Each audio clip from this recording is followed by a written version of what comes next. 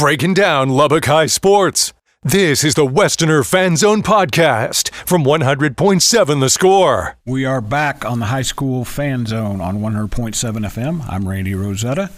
We will be joined momentarily by Lubbock High coach Juan Rodriguez, who told me he is coming in hot. And if you know Juan Rodriguez, him coming in hot is a scary proposition because that dude is always high energy.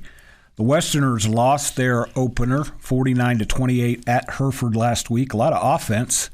Probably need to get a little bit more defense going. We'll talk to him about that.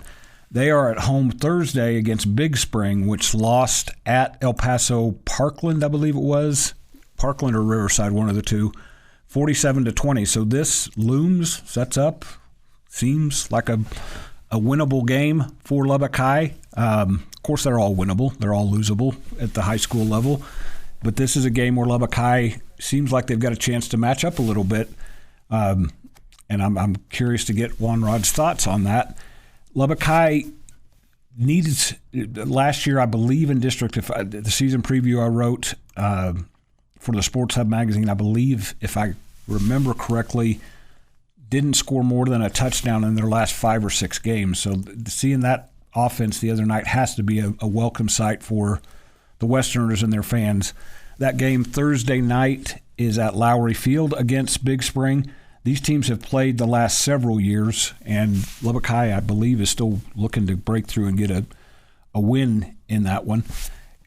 This is Juan Rod's third year now. They've gone 2-8 the first two. I asked him about that not long ago, if he talks to his guys much about breaking through and finding a way to get over that hump, and I think this is one week where they've got a chance to kind of head down that road. We are joined by Lubbock High Junior, correct? Yes, sir. Braiden Dunkerson. Braiden, grab the microphone, hold it up close when you talk. You've got some battle wounds there on your hands. That's what you like to see from a running back. Yes, sir. I met you last year after one of your games, I think where you first had kind of stepped up and become one of the varsity guys, and Coach has sung your praises quite a bit. And looking at what you did the other night, I've got it. There's Coach now coming in. Braiden must have been coming in a little bit hotter than you, Juan, because he beat you here. So, Braiden, you ran for 73 yards the other night against Hereford. You guys ran the ball up quite a bit and effectively. How optimistic are you that that's kind of where you guys are headed potentially with this offense? I just like that the ball's in my hands. I can control what happens more with the offense, and I don't have to put as much pressure on my other teammates, and I can take control of that and just do what I do on the football field. Got your breath down there, Juan? Oh, yeah. There we go. I wanted to make sure. We're old dudes, so sometimes when you've got to hustle in somewhere, that breath gets a little trickier to catch. It does get a little harder to get it back in you, but I take care of myself. Before you came in, I was talking about how you guys lost your season opener, but the 28 points has to be something that you and your coaches took as a positive from that, because towards the end of last year you were struggling to put points on the board. So to score 28 right off the bat, what did you like about what you guys did well? What did you do well, and what did you like about it? Well, I think there was definitely some things that we obviously did well. We ran the ball well, and we were able to establish the run, which has been something we've been trying to do the last couple of years there for now. And we've had some injuries at that position, so now some consistency. Definitely Dunk, having a sophomore year like he did last year, and now having a great summer, and now putting in the effort to be our lead back going into the season. So there was a lot of positive. I thought we threw the ball really well. I thought our offensive line did a great job.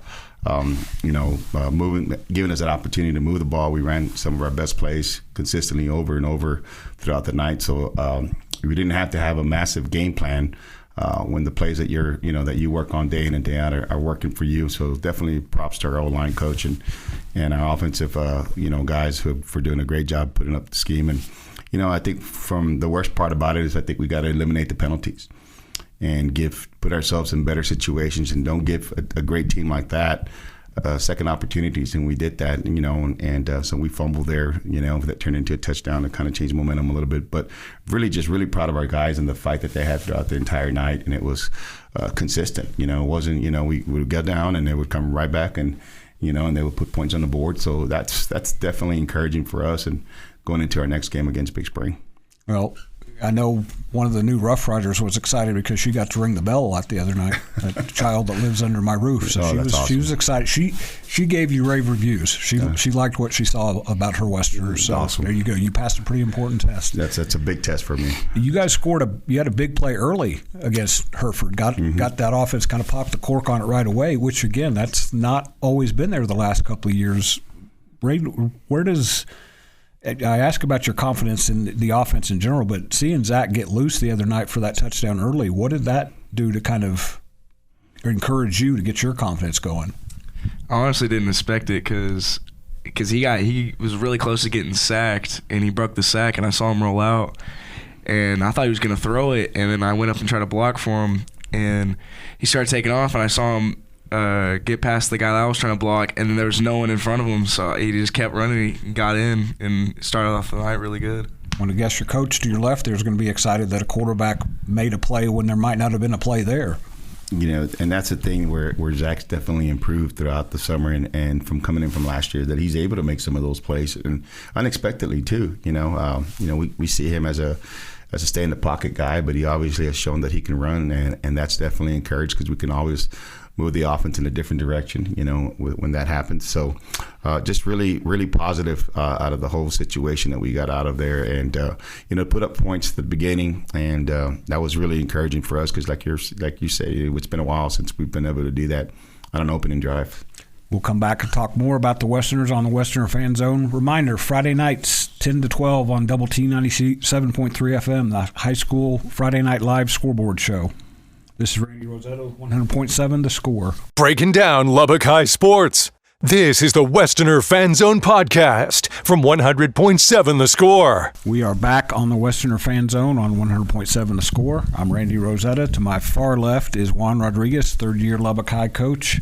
In the middle is Braiden Dunkerson. And Braiden, I think I may have told you this last year, I'm pretty partial to redheaded children. My older daughter's got the same color of hair as you. The young one's a little bit different, but I think that translates well to a football player, that you're supposed to have a little bit of controlled anger when you go out there with red hair. Does that kind of describe your football game? Yes, sir. I try to run as hard as I can, just go through people, always fall forward, never want to fall backward as a running back, just keep pushing, get an extra yard or two. I don't remember the time I covered you last year and I talked to you afterwards. I don't remember you sidestepping or running out of bounds a whole lot. You were sniffing out contact. Of course, I get to get those highlight plays. There you go. And those highlight plays, a reminder, if you're looking for the latest news on your favorite high school team, those highlight plays and highlight calls, go to Double T 97.3, the app, and sign up for mobile alerts about your team, whether it's Mustangs, Matadors, Plainsmen, Westerners, Tigers, Pirates, or Patriots. Sign up now on that app. That'll get you all you want. I'm going to guess that your guys are, I think we talked about this last week, Juan. We've talked before. The Lubbock High fan base is widespread. I think when you got here, I'm not sure you realized just how deep and far that Lubbock High alumni base stretches, but there's a lot of people in Lubbock who, what's the phrase that you guys go by? Once a Westerner, always a Westerner. Absolutely. So definitely really proud of that and that tradition, in itself. And, we definitely have a great fan base and just some very loyal people and loyal alumni that have always been there for Lubbock High and continue to do that and support not just our program but throughout our school. And that's always something that, you can go back and say that not many people have. And that, when you see our fans at a football game, I always talk to my buddies down there in South Texas. I've never seen anything like it. They're loyal. They cheer on the whole game through the from the start of the game to the end of the game. They're going to be there. They're going to support our kids. They're going to support each other. So definitely really encouraging to see that, from a head coaching standpoint, but just even a fan in general. And people talk about our fan base from, all the way across West Texas. It's a pretty cool thing. And again, my inside sources tell me you had a pretty good crowd up at Hereford the other day. Yeah, we definitely had a really good crowd, and I was really excited not just to see our kids perform on the field, but to see all our kids perform. From our cheer team, POM, and our band, and we have a couple of guys that are playing football and participating in band. I saw those photos. Those guys did a great job too, and I'm really excited for them. Because they just continue to just impress me. And they're quiet guys, but they do a great job. And so, continuously just, excited about seeing our kids and excited about what we did Friday night. Like you said earlier, it wasn't a win on the scoreboard, but it was definitely positive to see a lot of the things that we saw. And in reviewing film, we just got a few things we got to tweak. And obviously one of those is to eliminate our penalties and, not give teams that are that good second opportunities to stay on the field and get them off when they're supposed to. Well, and those fans get a chance to come out Thursday night, 7 p.m. at Plains Capital Park against Big Spring, which had a rough opener. Didn't go so well for them. And I'm reading about them and Dave Campbell. They've had to replace a lot of guys from a team that went 2-9 last year. This, and I mentioned before you got here, Juan Rod, every game, you'll go into every game with the focus on winning. That's what sports are all about. Well, not all about, but that's a big part of sports. But this, looking early in the season, this looks like a game you guys have a chance to stand toe-to-toe with Big Spring, and if you can play well, come out with a win. What is your assessment of them as you're getting ready for them? Well, the thing about that is that they're always Big Spring, and they're always going to have talented young men on the field, and they're going to always do a great job. They're always going to be physical. When you play, you're an inner-city school district. You're going to play small towns like this, yep, or towns like this, or just have one high school. You're playing a town. You're not just playing a high school, yep, and so they have a great fan base themselves. Got a lot of tradition, and I expect it to be a great game and physical on both sides. But we're definitely ready for the task, and we're up for it. And we're looking forward to, continuing to get better and improving the things that we need to get it, done. And, even though we want to win the game, but obviously it's more about improving each play, and getting better at what we're trying to get done as we get ready for a really tough district. Braiden, as you get ready for this game, kind of the short answer of what you guys have to do better right off the bat. We have to do better is just get better with our run defense, make sure that they can't get 5 yards a run, or in our pass defense they can't just get random big shots, because I know their quarterback does have an arm. I've went to a couple of camps with him, and I know what he can do. But offensively, all we have to do is just run the ball through them or hit our little RPO offense, just keep doing what we need to do and get at least 5 yards of play, and we'll dominate. We'll talk a little bit more about Big Spring and what the Westerners have coming up when we come back on the Westerner Fan Zone on 100.7 The Score. Bringing you the latest news from Lubbock High Athletics. This is the Westerner Fan Zone podcast from 100.7 The Score. We are back for one more segment of the Westerner Fan Zone on 100.7 FM. I'm Randy Rosetta. We're talking to Juan Rodriguez and Braiden Dunkerson from Lubbock High. I'm calling back the box score up from the other night again. We haven't chatted about it too much, but we talked about Big Spring. We talked about what you guys did. Braiden did his part. Who are some other guys that kind of caught your attention? Maybe not necessarily Friday night, but when you looked at video Saturday morning. I think a lot of what we were excited about is just some of the things. For example, Derek Torres had some great catches on the other night. Watching Zach, being that's able like dog biting man there. Mm-hmm. That's not old news. No, it's not. But still being able to see him do and get passed by people, where he was open, we just couldn't connect. It's definitely still exciting. I've been talking about his speed, how deceiving it can be as an outside receiver. Just watching Joseph Acuna and Ivan Rodriguez, both offensively and defensively on the line, they did a great job of helping us out. Our linebacking core did a great job too. We had some big plays, from just watching our kids, just technique-wise, just improve. Jay Avery at defensive end had a great night for us too, and so there was just a lot of positives from what we saw. On special teams, we did a great job too. We didn't have big plays, and we almost got an extra, onside kick, which we're really close to getting. And then we learned some things too along the way. Some of the things of game management, some things that we've got to improve. Going into next week, which we've already addressed and worked on this past weekend. So there was just a big learning process for us and a big learning curve. But at the same time, just watching our kids again be competitive, not give up, get in the fight, believe that they can win. There's definitely a different atmosphere there for us right now. Same question I asked Braiden before we went to break there. What do you want to see your guys get better at this week? Well, I think Braiden said it a little bit earlier. We've got to definitely do a better job of stopping the inside game, and just staying with our keys and following through our game plan. We practice certain plays that they scored on, and then when we should have been in places we should have been, and One of them was the tight end going down vertical. We've covered that the whole week. And then they scored on it, and just put ourselves out of position just by alignment.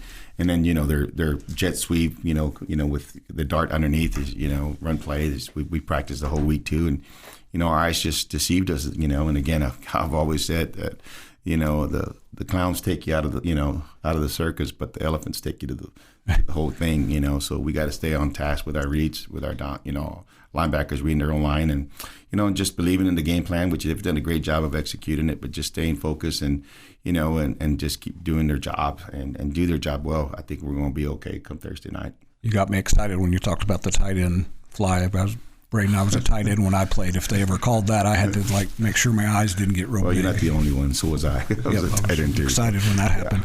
Yeah. I got excited when they called the first and only pass play of the game. Exactly. I started out trying to play running back, but I'd get happy feet when I knew the ball was coming to me. So did not have a good poker face on the football field. So this is our weekly question for a player here, Braiden, about your coach. Because this dude, I mentioned it before you guys got here. I was jokingly, because he said he was coming in hot, and I said if Coach Rod's coming in hot with the energy he's got, that's pretty hot. You've been around him now for 3 years. Yes, sir. You guys have steadily made progress. What about this guy gets you guys to believe, to play it hard, to do everything that is getting you step by step where you want to be?